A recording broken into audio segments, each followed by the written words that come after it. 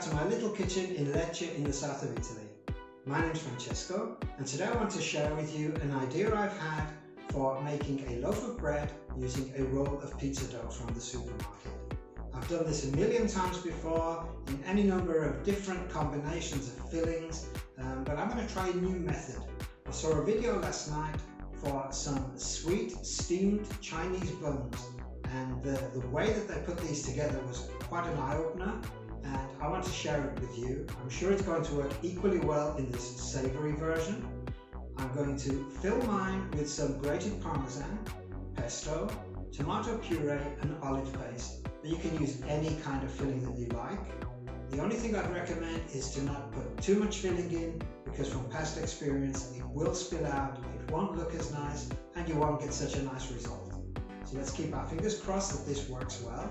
If you do enjoy the way it turns out and enjoy the video, please click on the link down below, pass on the word, subscribe to my channel, and I'll share more methods and ideas with you so you can make your own cool things. I'm going to turn on the oven now. It's going to take about 30 to 40 minutes, and I hope you enjoy. Let's cook.